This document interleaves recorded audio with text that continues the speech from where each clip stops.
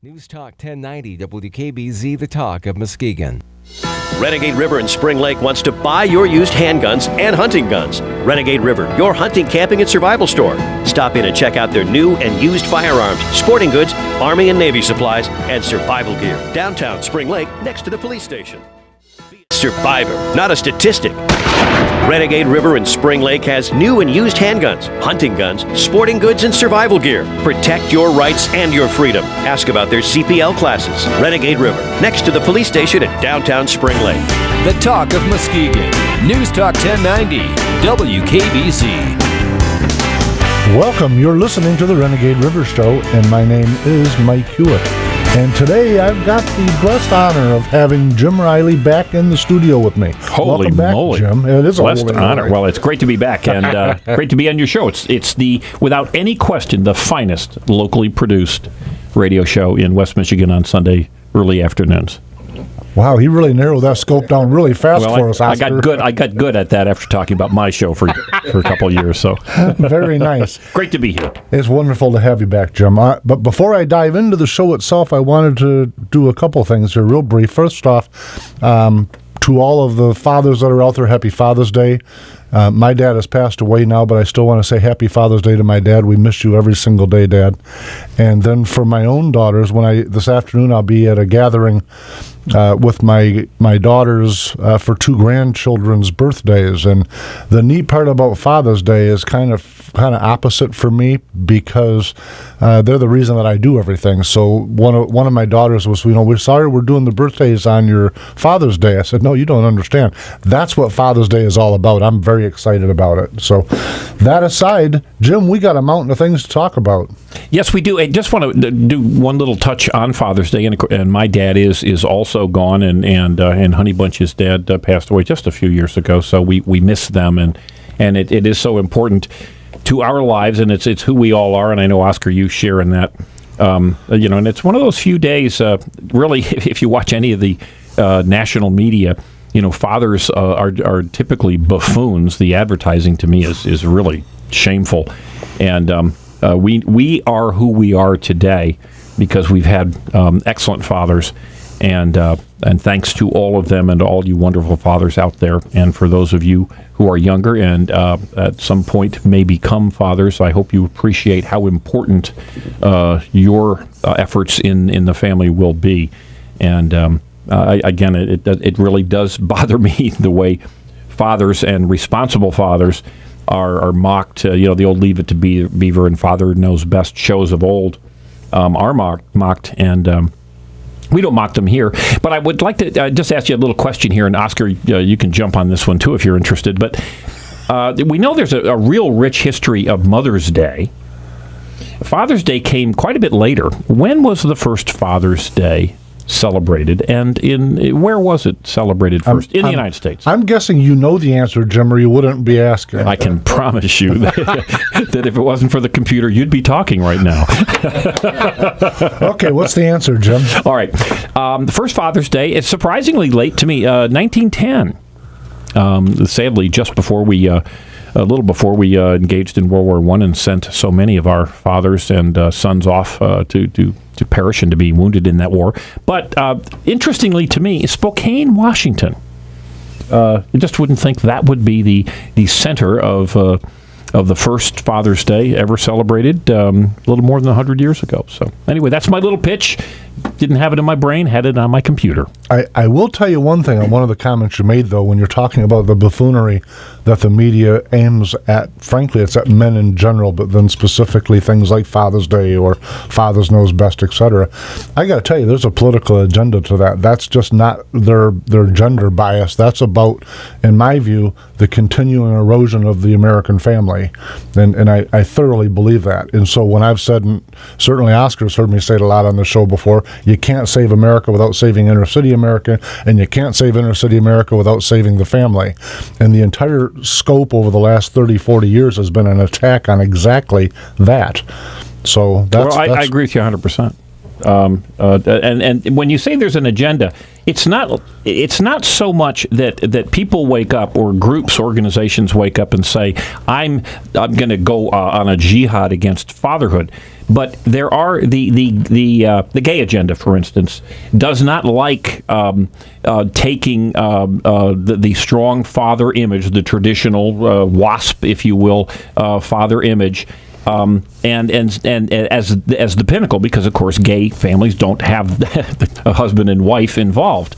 That is important for them to make that image that we all grew up with not nearly as important. There are other people who certainly people who work in the human services whose sole lifestyle, their paychecks are dependent upon not having fathers and families. If you had fathers and families and moms and dads working, they would get off their bridge cards. They would get off the need for social services. Not all of them, of course, but many would. And, of course, you'd see huge numbers of people who would lose their jobs. So there are clearly agendas that don't like the idea of the intact family unit, the traditional family unit of a mom and a dad and some kids. So, I got to tell you, Jim, I don't think in politics we ask why enough. I think we're always focused on what. And I mean, everyone's talked about this here a month or two ago, and I don't know how to say this lady's name is Masha Gessen. She's an author and an outspoken activist for the lesbian gay community. And she's the person that gave the outrageous speech that says the push for gay marriage has less to do with the right to marry. It is about diminishing and eventually destroying the institution of marriage and redefining the traditional family. But when I pause and say, yeah, but all of written history demonstrates that the foundation of a society is family. Why do they want to? What's the agenda? And so for me, keep in mind, I really believe that there's a strong push towards globalism, and you're not going to achieve globalism if you still have a defiant and an individual-spirited America. I agree again, and it is important because I think so many people, when you make the comment, when I make the comment, or anybody makes the comment that there are resources, there are groups that are against the traditional family, people will say, no, that's ridiculous. Nobody's against the traditional family. Well, in fact, yes, there are people who are either against it, in the sense that this woman has been, but much more subtly so. There, and be it financially, or be it socially, in the sense of pushing different agendas.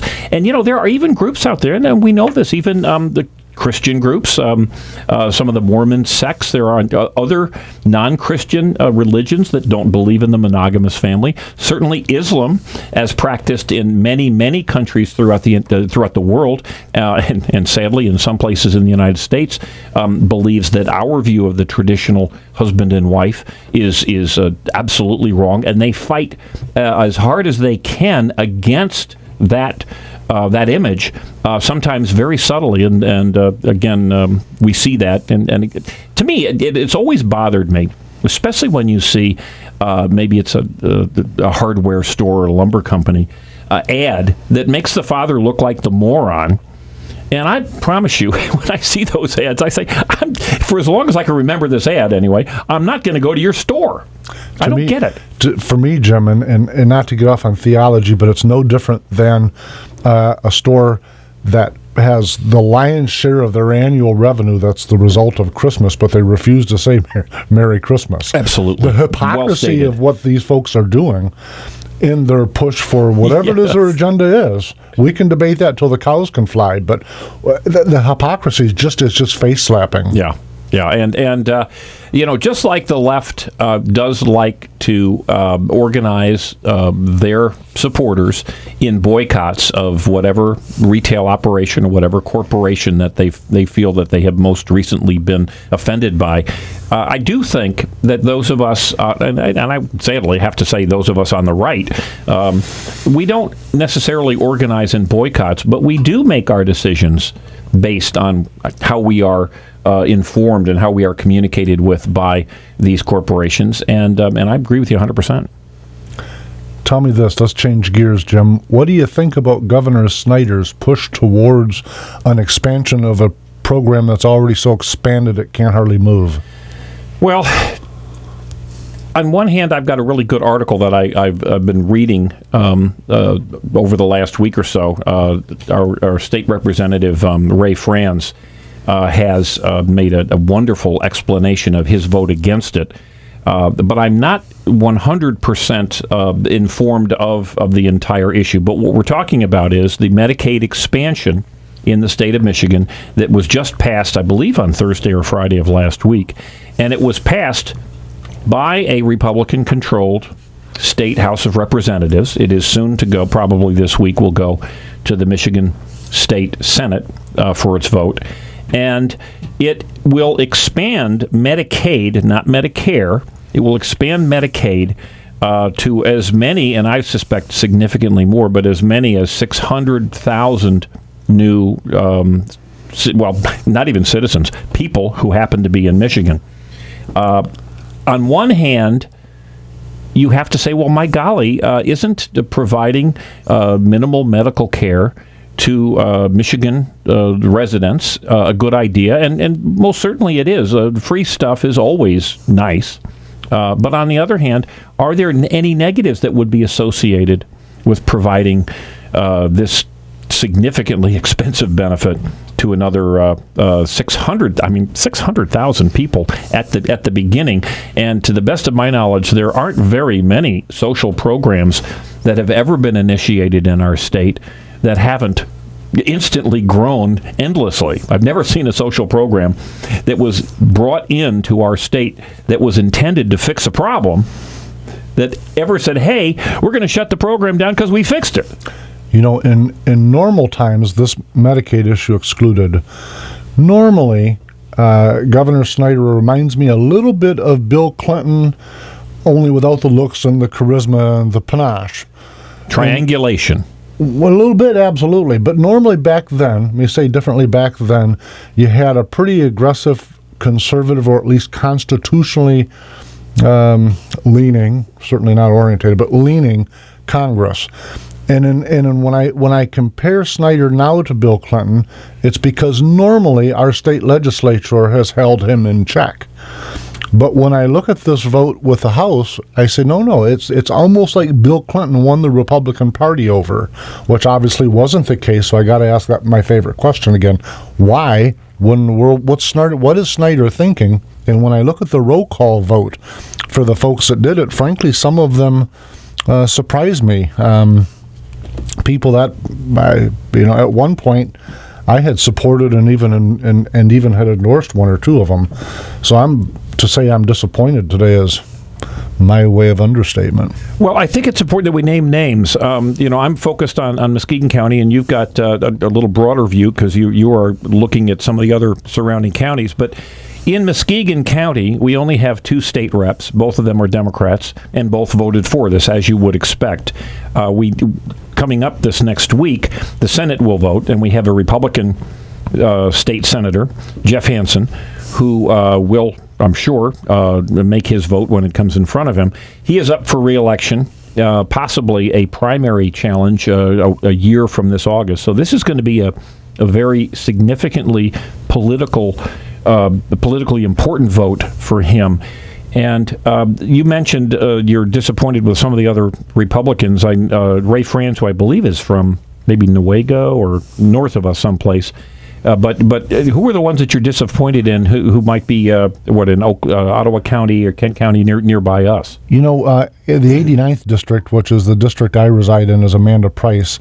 She voted in favor of advancing Obama's desire to enhance or enlarge. And she's a Republican? She is. Okay. And typically, in the past at least, I had allowed myself to believe she's fairly conservative. I know her fairly well. In fact, she's been in my store. I like her, but I think she's made a dramatic mistake. And be sure I'll share my views with her. McMaster, that we've had on the show, he's the fellow that waited till about 10 minutes for the bell to ring before he called in. And here he is voting for Obama's request to expand our state Medicaid program.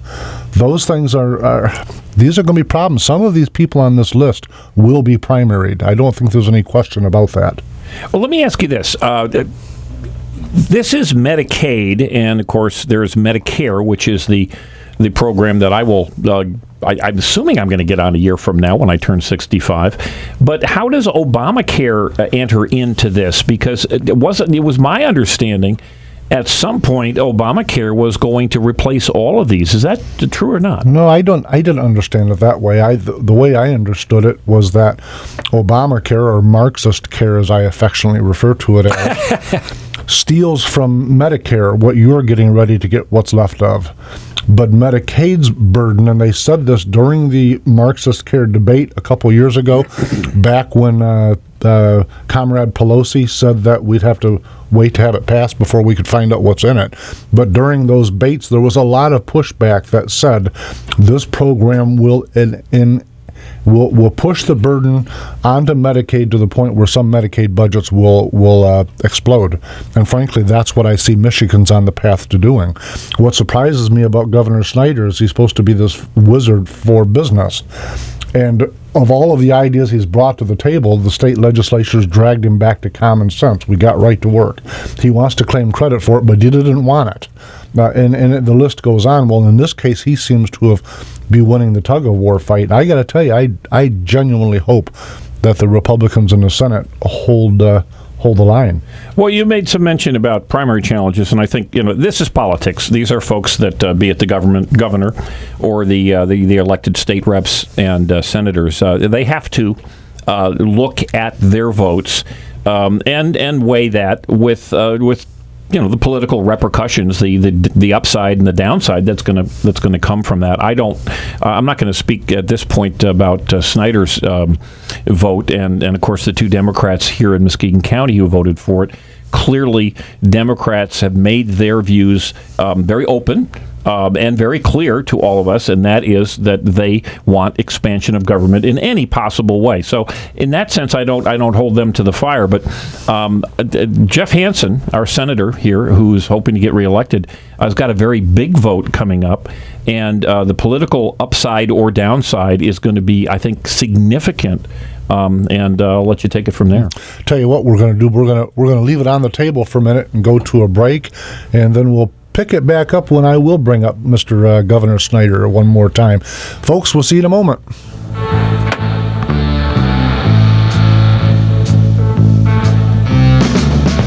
Be a survivor, not a statistic.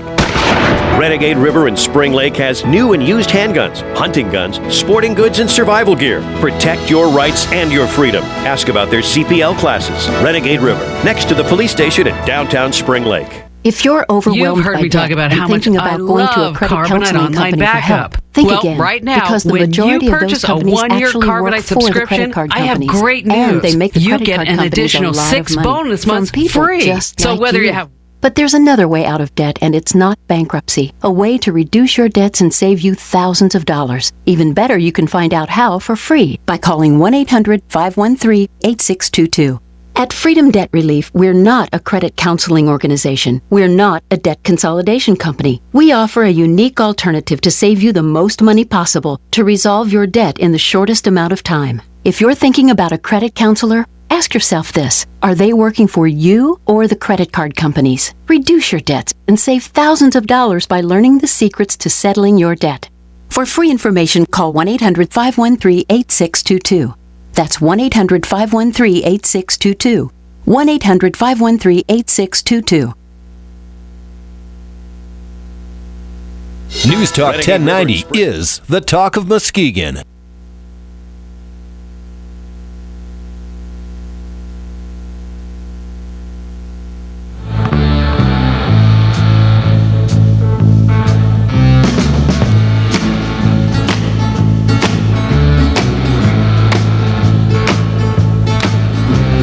Welcome back. You're listening to the Renegade River Show, and my name is Mike Hewitt, and today we're in the studio with Jim Riley. Jim, welcome back. Glad to be here, buddy. Thank you for inviting me. You didn't bring back a cup of coffee. You snuck off during the break to get coffee, and I'm out. I see how you are. You see, this is a guy with a wife. I'm a single guy. I know that I got to get my own coffee. Jim, when we went to a break, you were telling me about... I love doing that to him. Oh, well, I thought you were just an old guy taking a long breath. we were talking off air, and this is one of the best explanations of a vote that I've ever seen, and I sure would like to see more of our politicians do this. Representative Ray Franz, and again, I should have double-checked as to where he is, but he's someplace near us, he voted against. He's against this expansion of Medicare in the state of Michigan. And I added this to my blog, MuskegonPundit.com. It's just you can scroll down there and you'll see it. But it's initially from Right Michigan, an excellent blog if you're interested in getting some in-depth commentary about state of Michigan politics. But what Ray Franz did was explained why he voted no, and he explained what will surely come to pass if this bill ultimately is passed by the state Senate and signed by the governor. As we all know, people like free stuff. It doesn't matter what it is. We love free stuff, be it the criminal cash for clunkers where you get paid way more than your car is worth, or you get free medical, or you get free food, or you get a bridge card, or who knows what it is. Companies like free stuff, and individuals like free stuff. But there tend to be downsides among the free stuff that is given to us by politicians, because you can't give something freely, or at least at no cost to somebody, without taking somebody else's efforts and at some point paying for it. Now, one of the things that Ray Franz had written in his article is that initially it was intended to cover, I think they said something in the neighborhood of 200,000 or 300,000 people. But the problem is that this free Medicare is intended to cover those people who have 133% of the federal poverty line. Now, whether that's a good idea or a bad idea, and I would argue it is not, but that does not include the non-cash benefits. So that let's just say that you are at 132% of or 133% of the federal poverty line, but you are in fact getting a bridge card, and you are in fact getting subsidized housing, and you are in fact getting a variety of other things which have value, but that isn't counted in. So what Ray is suggesting is that we'll probably have as many as 140% of real earnings, and in fact, this is very likely to have will ultimately cover more than 600,000 people, and that's at the beginning. Now, there's another side to this. The bill, you got to love our government here. This bill gives this healthcare expansion for free for the first 6 months. At some point after 6 months, the people who are getting the free healthcare will have to start paying a monthly benefit, or a monthly charge for this benefit. Now, how many times have we heard the media? How many times have we heard the Democrats? How many times have we heard all of our social services people who are being paid by tax dollars say, "Oh my gosh, it's unfair to charge these people"? Does anybody believe that 6 months from now we will not hear that call and say, "Oh my golly, this is terrible"? All of these people, they're poor by definition because they're getting free Medicaid, even though they're 133 or 140% of what's theoretically called the federal poverty rate. That's item number one. It isn't free. The federal government isn't going to pay for it forever. These people have to start paying for it at some point. If they don't, of course, the taxpayers, the producers, the corporations, the employers in the state of Michigan will at some point have to kick in. Now, there's another biggie here, too. This has been sold to us as a free lunch. This has been sold to us in that the federal government is actually going to be picking up the entire charge. In other words, they're going to pay this first 6 months for free, and then they're going to drop the amount a little bit because these new 600,000 people will start paying what they would call their fair share. What happens if the federal government decides to reduce the amount that it's paying for this program, which the federal government does a lot? And of course, as you mentioned, the Obamacare bill, which we had to pass in order to find out what was inside it, includes any number of Medicare, Medicaid, and payments to hospitals and physicians and nurses and everybody else. Cuts, massive, monster. health care destroying cuts in pay. So this is all predicated upon the federal government paying 100% of this for 6 months, and then most of it afterwards, and having all these 600 people coming up with additional money that, in theory, they didn't have beforehand to pay their fair share, and then the federal government saying, we promise, number one, never to cut.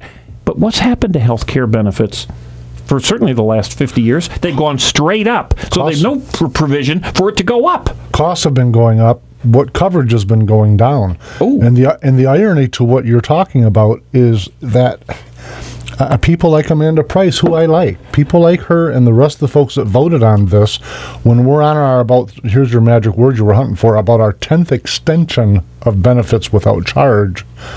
Okay, that's the word they're going to. We need an extension from Obamacare. Folks. We just need another 6-month extension. Yeah. Well, that was at the time. It'll be like 5 years ago, and they're all going to stand around as if they're Sherlock looking for their Watson.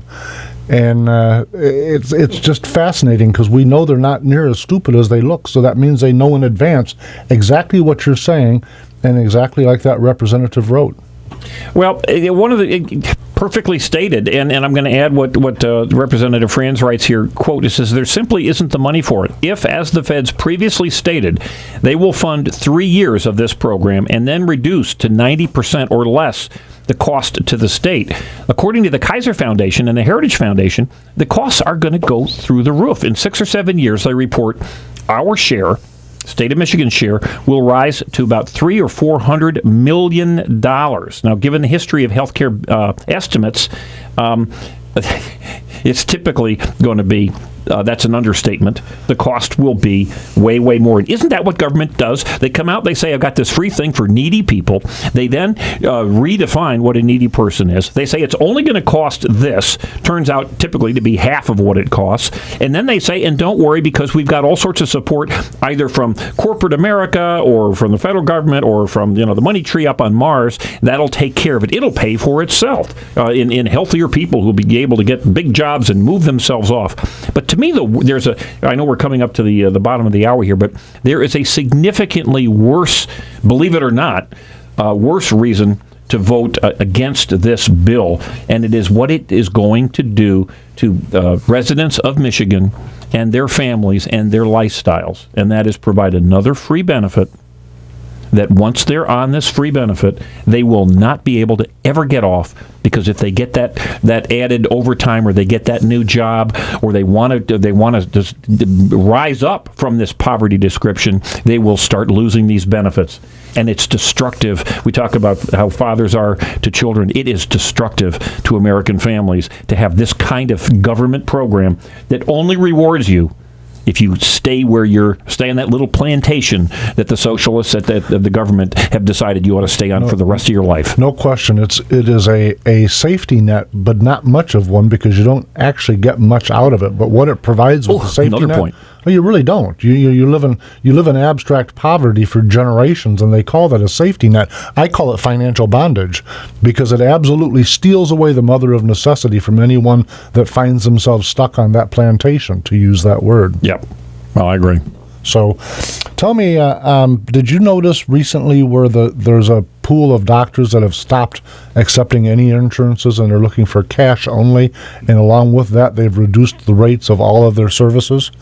I have to tell you, the reason I'm bringing it up at this juncture is because no matter what the Marxists do, capitalism will always be stronger and will always win in the end. It really will. History proves it over and over and over again.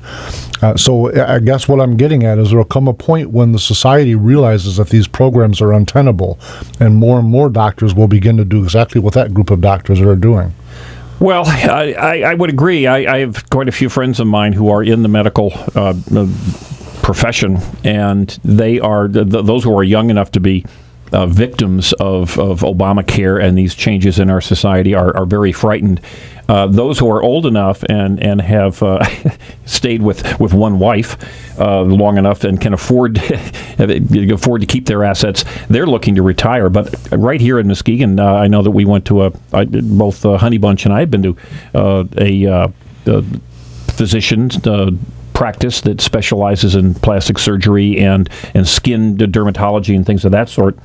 And a big sign when you walk right in. We do not accept Medicare or Medicaid. I don't know, what the effects of Obamacare will be, but I'm sure there's room on that sign to say we will not accept Obamacare either. And what will happen in this country, it's guaranteed, folks, is what has happened to every other socialist country, including Canada and Britain and France and the rest of them, who provide a free service, is that you will end up with a two-tier service, those for the little people.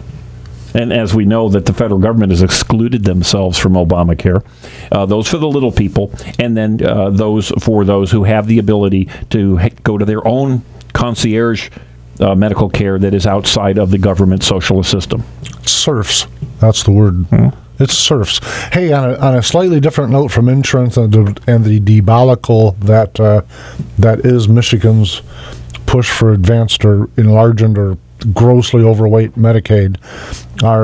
Did you see there was a bloodbath going on in Chicago, which I find, as a gun dealer, I find it absolutely, I don't understand it. It's like magic how this can happen, because Chicago is largely a gun-free zone, and yet I'm reading the headline, 7 dead, 30 wounded in weekend of violence. That's this past weekend? Right, yeah. So the weekend isn't even over yet. No, they're still celebrating Father's Day, but they do it different down there than we do up here.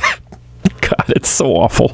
And, think about this. If this was in Austin near President Bush's hometown, this would be big-time news. This violence, by the way, it isn't... north of the Eisenhower Expressway, this doesn't happen. This is all south. This is South Side Chicago violence, right centered, certainly around where President Obama, I believe he still has a home down there.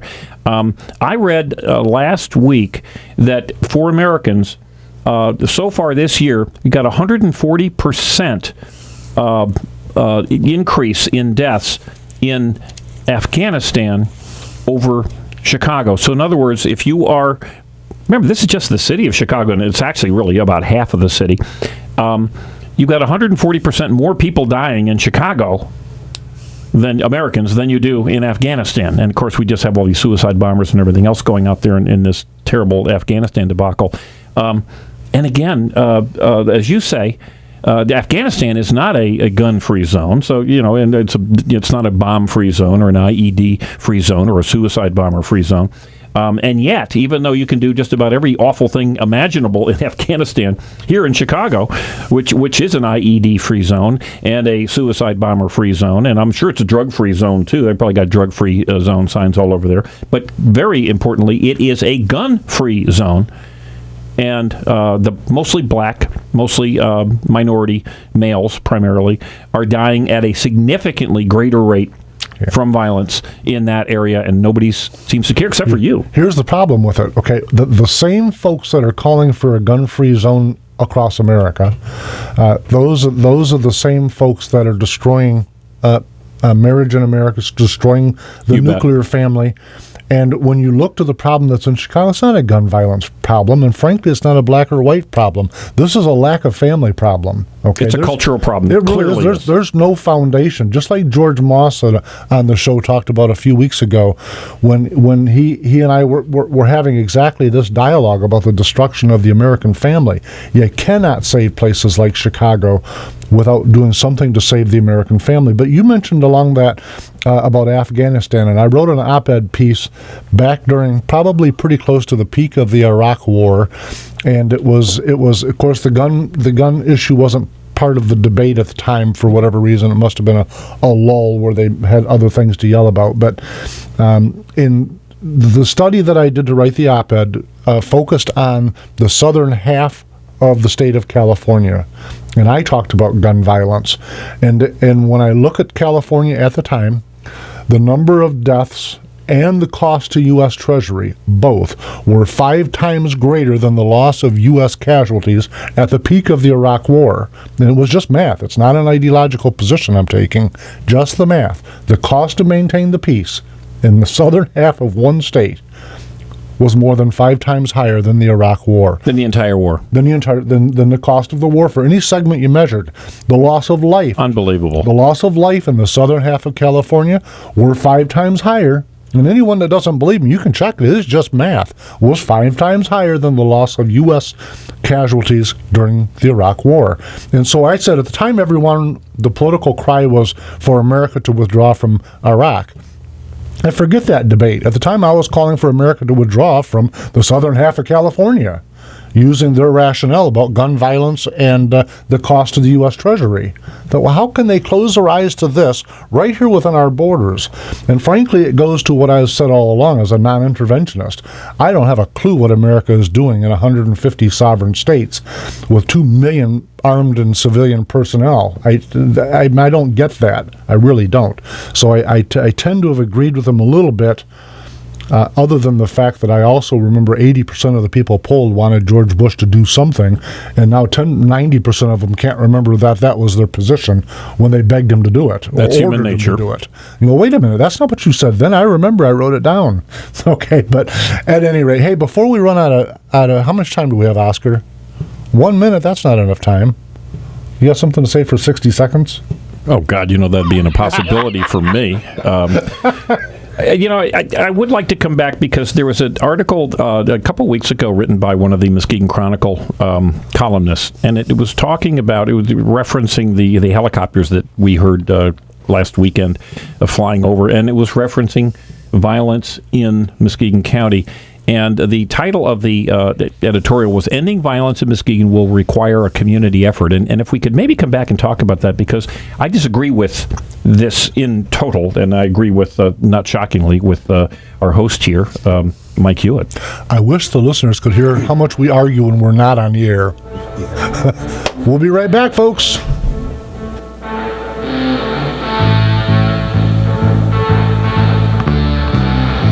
Renegade River in Spring Lake wants to buy your used handguns and hunting guns. Renegade River, your hunting, camping, and survival store. Stop in and check out their new and used firearms, sporting goods, Army and Navy supplies, and survival gear. Downtown Spring Lake, next to the police station. You've heard me talk about how much I love Carbonite Online Backup. Well, right now, when you purchase a 1-year Carbonite subscription, I have great news. You get an additional 6 bonus months free. So whether you have one computer at home or several at your small business, now is the time to start backing it up to the cloud with Carbonite Online Backup. Go to Carbonite.com today and use offer code Kim to start that free trial. That's Carbonite.com. The offer code for 6 free bonus months is Kim. Hi, everyone. Jay Farner here with Quicken Loans. Today's mortgage rates are just about the lowest that we've ever experienced. But because these super low rates fluctuate, Quicken Loans has a great new way for you to find out what the current mortgage rate is for a 30-year fixed-rate mortgage right this instant. Just pick up your mobile phone and text the word RATES to AMAZE. Text RATES to 26293 to see the latest mortgage rate on a 30-year fixed-rate mortgage. Again, simply text RATES to AMAZE. That's RATES to 26293. At Quicken Loans, we always provide you with the latest technology designed to give you an amazing mortgage experience. Maybe that's why for 3 years in a row now, J.D. Power & Associates has ranked Quicken Loans highest in the nation in customer satisfaction for primary mortgage origination. Again, text RATES to AMAZE 26293 and discover for yourself why Quicken Loans is engineered to amaze. Standard text messaging rates apply. For J.D. Power & Associates award information, visit jdpower.com. Equal housing lender. Licensed in all 50 states. NMLS number 3030. I'm at a local golf course to talk Gold Bond powder with the Phillips foursome. You guys look uncomfortable. Man, it's humid. My shirt's stuck to my back. My feet are funky. And I'm itchy in all the wrong places. I've heard enough. Phillips foursome, relief starts now. Good. Gold Bond medicated body and foot powders are proven to relieve itch, odor, and wetness with that cooling, feel-good, refreshing kick. Feels great. Itch-free, baby. Couldn't be happier to hear that. Gold Bond powder. Relief starts now. Be a survivor, not a statistic. Renegade River in Spring Lake has new and used handguns, hunting guns, sporting goods, and survival gear. Protect your rights and your freedom. Ask about their CPL classes. Renegade River, next to the police station at downtown Spring Lake. Are you over the age of 25 and need to lose up to 30 pounds or more? If so, the next 60 seconds are crucial to your well-being. Because Sensa is sending 30-day free trials to anyone looking to lose weight simply through portion control, without calorie counting, meal plans, or traditional dieting. To experience effective weight loss results, you must be over 25 and want to lose up to 30 pounds or more. Call 1-800-951-1420 for your free 30-day trial. In a 6-month study, one of the largest of its kind ever conducted, participants lost an average of 30 pounds using Sensa. This weight loss breakthrough does not require added exercise or a change in your lifestyle. But act now. Due to overwhelming demand, there is a strict limit of 1 per household. Again, if you are over 25 and need to lose up to 30 pounds or more, it is crucial that you write down this number for your free 30-day trial of Sensa. Call 1-800-951-1420. That's 1-800-951-1420. Fox News Radio, I'm Paul Stevens. Some Senate members questioning the need for the government's massive data mining program. I don't think collecting millions and millions of Americans' phone calls, now this is the metadata, this is time, place, to whom you direct the calls, is making us any safer. Colorado Democrat Mark Udall. Some others still not very sympathetic to former intelligence contractor Ed Snowden. If he's not a traitor, then he's pretty darn close to it. Georgia Republican Senator Saxby Chambliss and Udall appearing on NBC's Meet the Press. Strong words from Egyptian President Mohamed Morsi aimed at embattled Syrian leader Bashar Assad. He's joining calls for the establishment of a no-fly zone in Syria to help the rebels and strongly criticized the involvement of the Shia militia group Hezbollah in the fighting. Morsi comes from the Sunni Muslim Brotherhood. Fox Radio's Kimberly Adams in Cairo. Fox News. We report, you decide.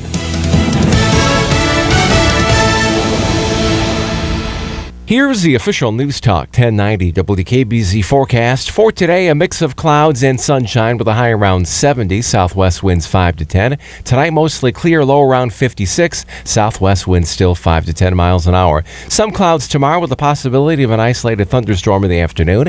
A high of 76, southwest winds 10 to 15, and back to sunshine for Tuesday with a high around 75. Keeping you informed, News Talk 1090 WKBZ, the talk of Muskegon. I love cocktail party trivia like this. From 1939 to 1942, there was an undersea post office in the Bahamas. Fortunately, Radio Juniper always has a smart and interesting guest to help offset my lack of knowledge about things that actually matter.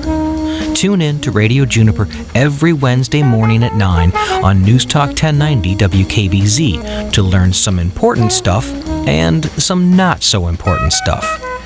Guess which ingredient I'm adding to the soup? Renegade River in Spring Lake wants to buy your used handguns and hunting guns. Renegade River, your hunting, camping, and survival store. Stop in and check out their new and used firearms, sporting goods, Army and Navy supplies, and survival gear. Downtown Spring Lake, next to the police station.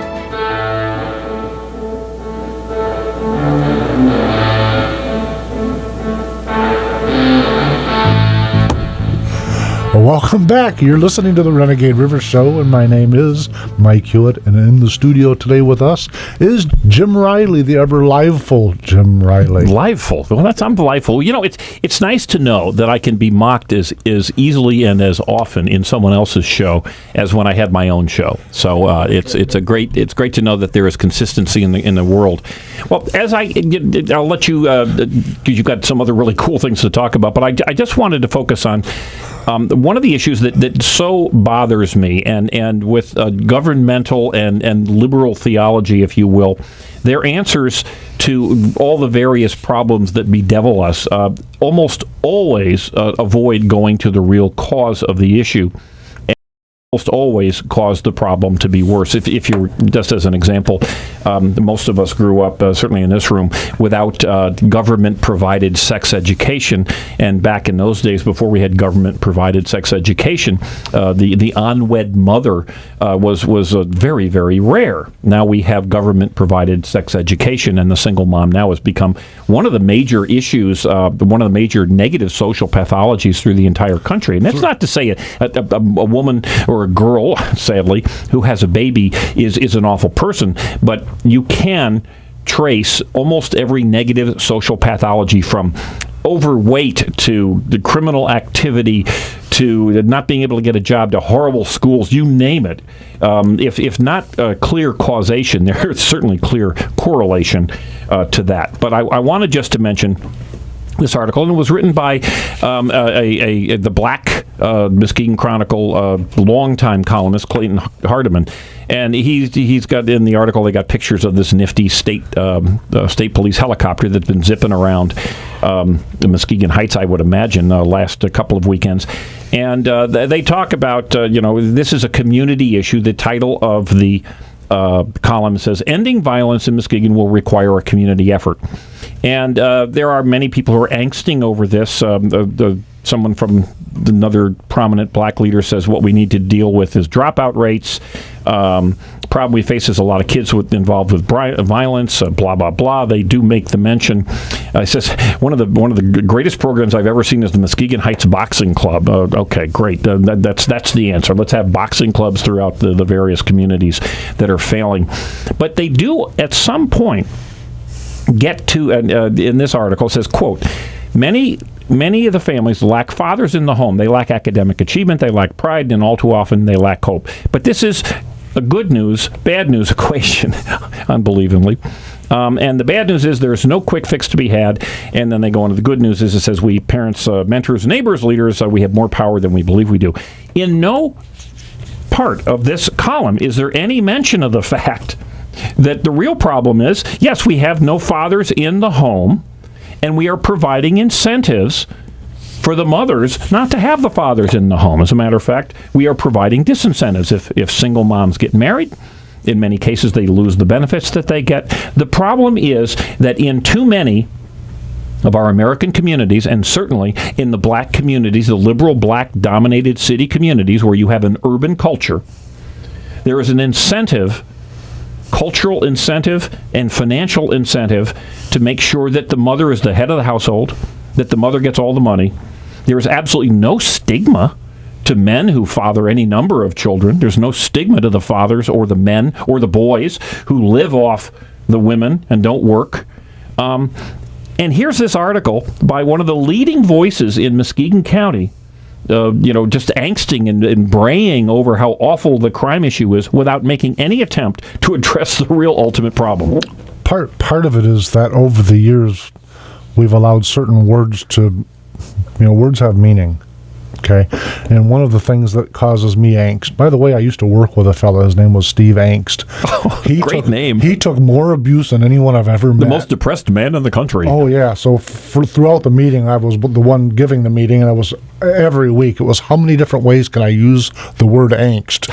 So a number of those people listen to the show, so I'm having a little bit of fun bringing it up. But my point in talking about the word definitions is things like liberal. You use the term liberal ideology. To me, the term liberal ideology causes me to immediately think of people like Patrick Henry and Thomas Jefferson.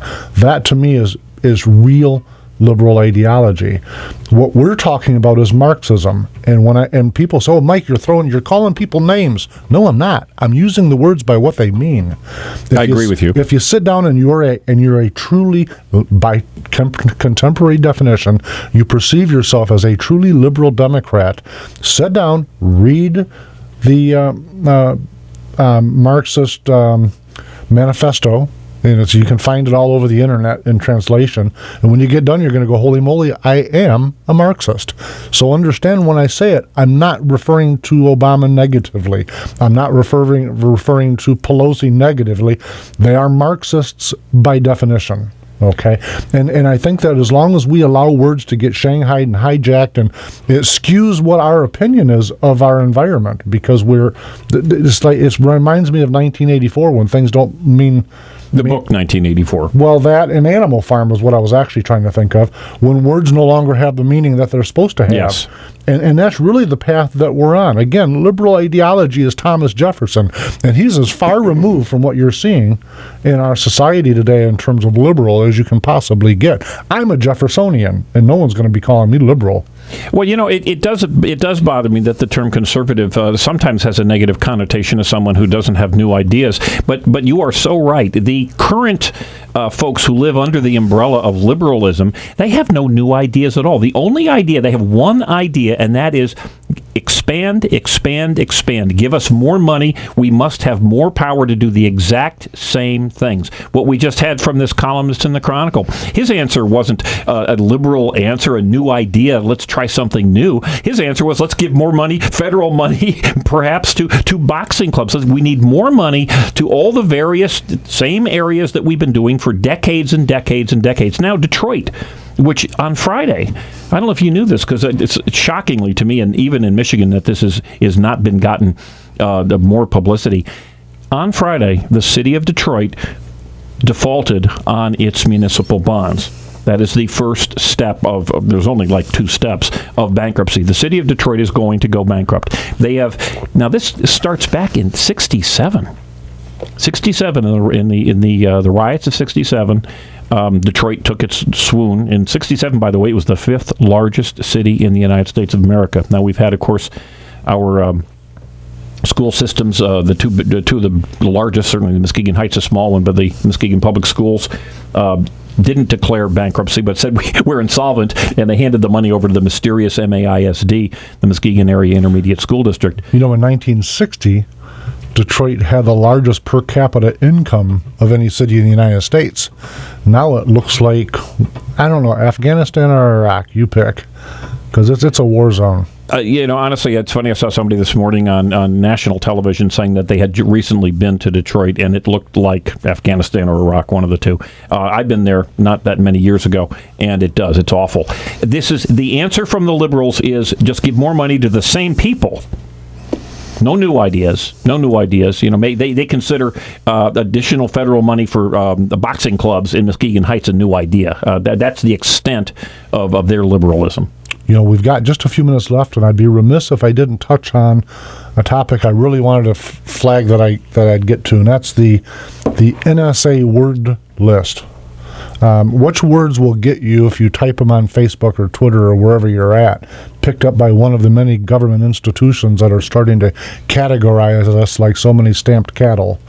And when I read the list, and not to talk about my novel today, but when I read the list, I thought, holy moly, Google has put my novel on the internet. So I thought the novel itself must have kept NSA busy for a week, because most of the words that are on this list are in my novel.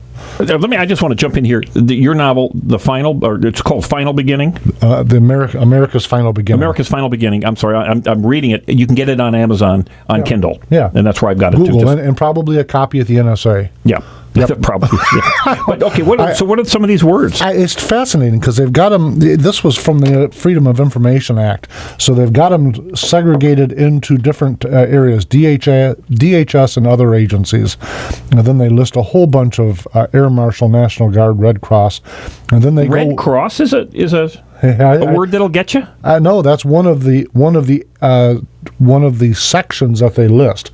So let me give you an example. It says DHS and other agencies. Then it lists the agencies that NSA is monitoring for. Then you come down, the first example is domestic security, and then it starts to list the words.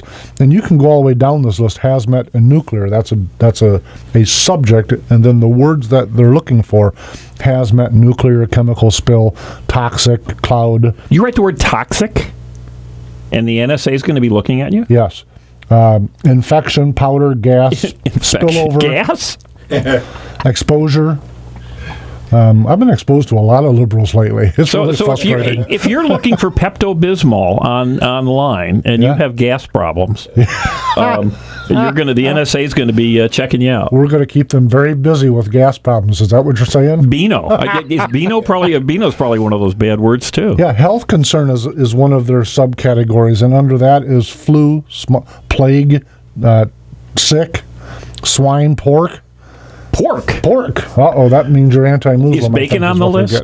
No bacon. I didn't see that. Infrastructure security. So if I say the word airport, collapse, community infrastructure, metro, and it almost feels like these are arbitrarily chosen words, but the reality of it is that they must believe that they've got some kind of psychological profile that allows them to use these words that mean something to them. I think you're being very charitable. We know that almost every single governmental agency is expanded beyond. They're using kind explanations as to why they're doing certain things. I'm from the government. I'm here to help you. But what we're finding is the expansion. That's one of the three great lies, and I can't say the other two on the air. Yeah, we can. Listen, before we run out of time, I want to ask everyone to like the Renegade River Show on Facebook. If you've missed something, want to hear it twice, or want to yell at us, you can see it on YouTube.